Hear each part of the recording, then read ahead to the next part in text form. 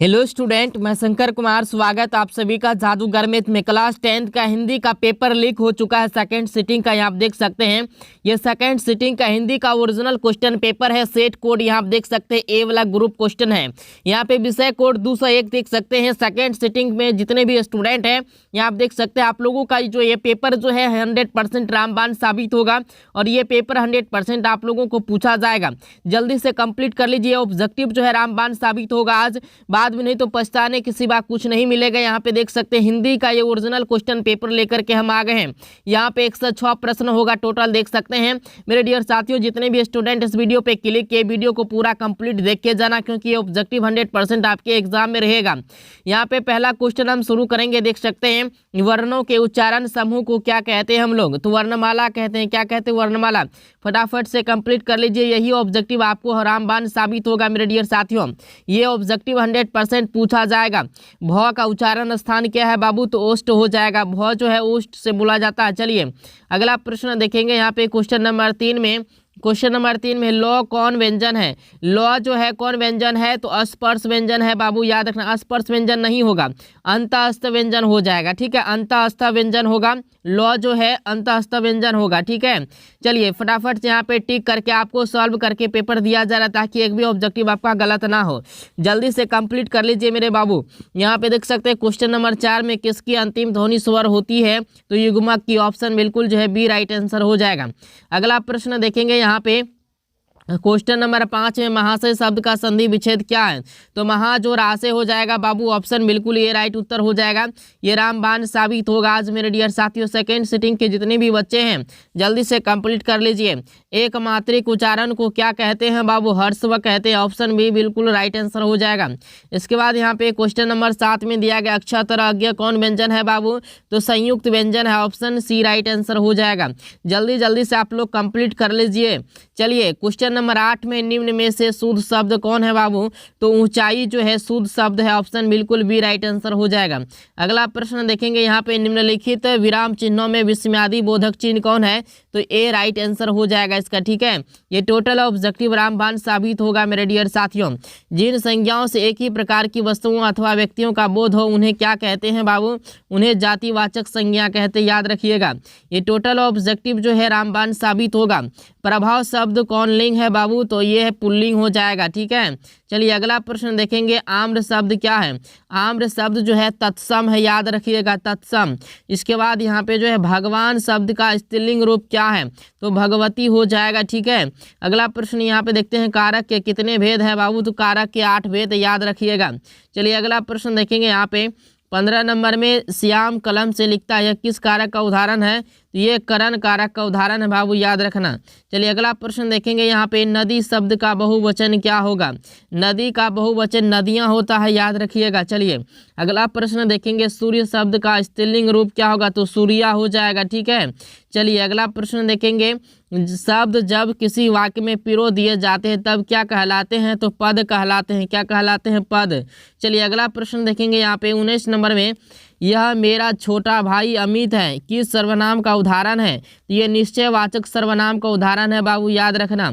अगला प्रश्न देखेंगे। यहाँ पे क्वेश्चन नंबर 20 में दुखी लोगों की मदद करो किस विशेषण का उदाहरण, ये गुणवाचक विशेषण का उदाहरण है। चलिए अगला प्रश्न देखेंगे। परिवार शब्द का विशेषण क्या होगा, तो पारिवारिक हो जाएगा, याद रखना है। चलिए अगला प्रश्न देखेंगे। क्रिया का मूल क्या है? क्रिया का मूल क्या है बाबू, तो वचन हो जाएगा। वचन नहीं होना, क्रिया का मूल धातु होता है। ठीक है, याद रखना धातु होता है।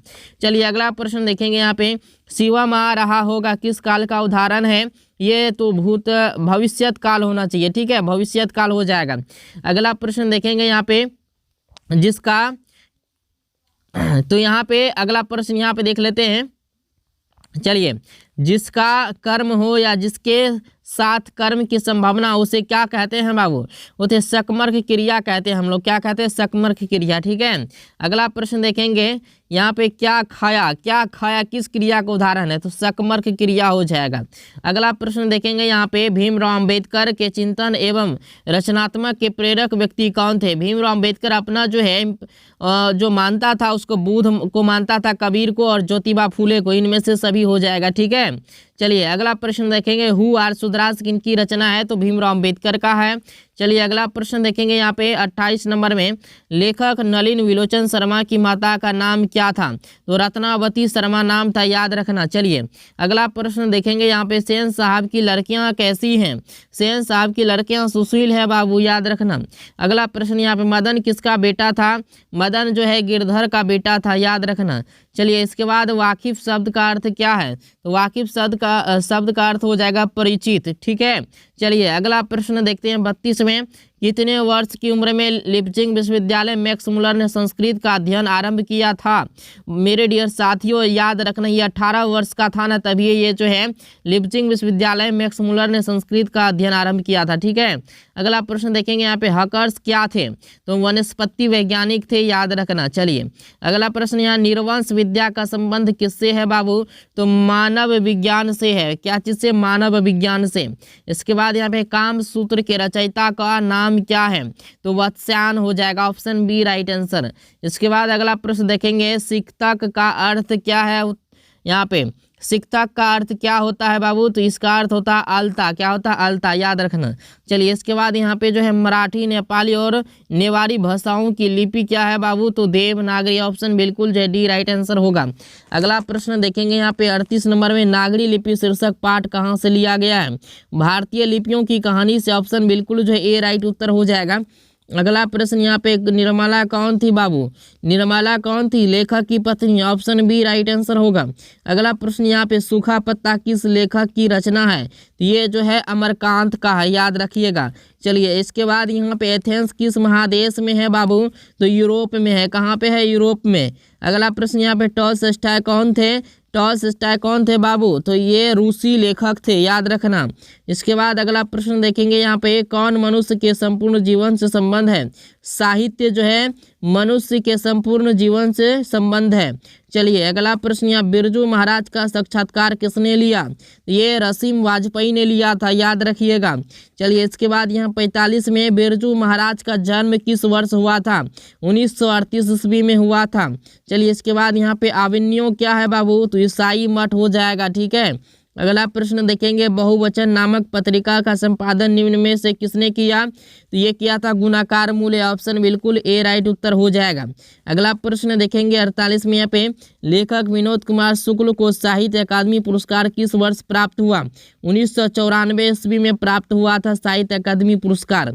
इसके बाद यहाँ पे दिया गया है, नौबत खाने में इबादत शीर्षक पाठ साहित्य की कौन विधा है बाबू, तो ये व्यक्ति चित्र हो जाएगा, डी राइट आंसर। इसके बाद यहाँ पे दिया गया है, कोई संस्कृति जिंदा नहीं रह सकती अगर वह दूसरों की संस्कृति का क्या करने की कोशिश करती, तो बहिष्कार अगर किसी भी संस्कृति को हम करेंगे तो मेरा भी संस्कृति खराब हो सकता है। तो ये 50 ऑब्जेक्टिव आप लोगों को बताएं, और सुबह में जो वीडियो डाले हैं 100 ऑब्जेक्टिव वाला, उसको भी आप कंप्लीट कर लेना है, ठीक है। जो भी वीडियो डाले हैं पूरा कंप्लीट कर लीजिएगा, सुबह में भी डाले हैं।